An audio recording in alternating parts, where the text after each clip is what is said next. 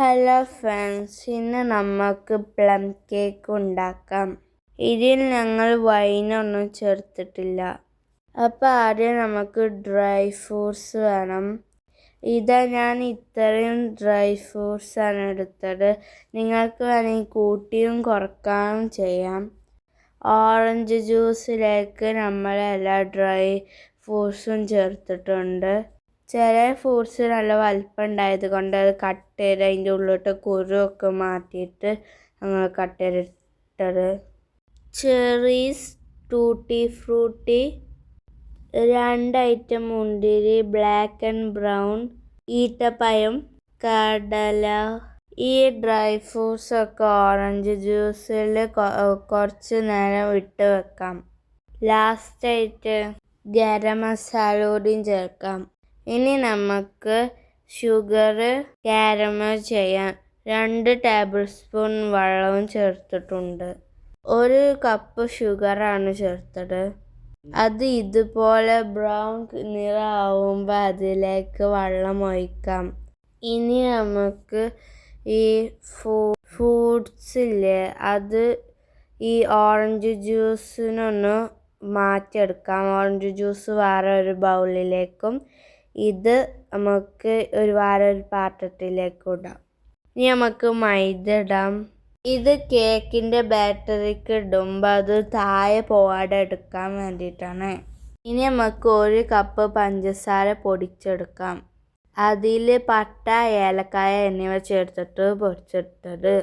ഇനി 1.5 കപ്പ് മൈദപ്പൊടി, baking powder, baking soda, ഉപ്പ് എന്നിവ ചേർത്ത് മിക്സ് ചെയ്യുക. പിന്നെ 4 മുട്ടയും ബീറ്റ് ചെയ്യുക. അതിലേക്ക് വാനില എസൻസ് 1 ടേബിൾ സ്പൂൺ ചേർക്കാം.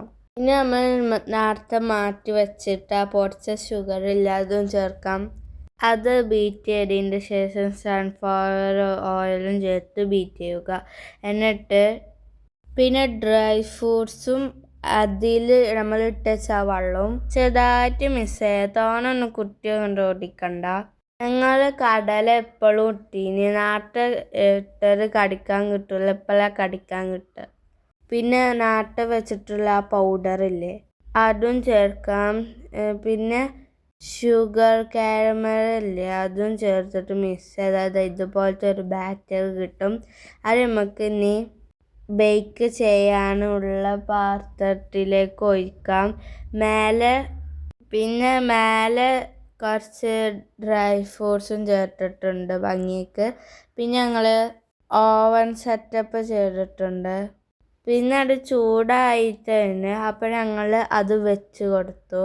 അങ്ങനെ അത് ബേക്കായി വന്നിട്ടുണ്ട്. അപ്പോൾ ഞങ്ങൾ സ്റ്റിക്ക് കൊണ്ട് കുത്തിയപ്പോൾ ഒരു കുഴപ്പമില്ല, എന്ത് വന്നിട്ടില്ല.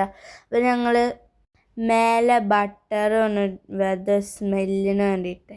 പിന്നെ ഞങ്ങൾ ഒരു ദിവസം അത് നിൽക്കാൻ ഒരു ദിവസമൊക്കെ കഴിഞ്ഞാൽ നല്ല ടേസ്റ്റ് ആയിരിക്കും. ഒന്നല്ല കുറേ ദിവസം കഴിയണം. പക്ഷെ ഞങ്ങൾക്ക് വെയിറ്റ് ചെയ്യാൻ സമയമില്ലാത്തതുകൊണ്ട് ഞങ്ങൾ ഒരു ദിവസം വെച്ചത്. അങ്ങനെ അതൊക്കെ മറിച്ചിട്ട് അത് തുറക്കല്ല, ആ പേപ്പർ ഒഴിവാക്കണം.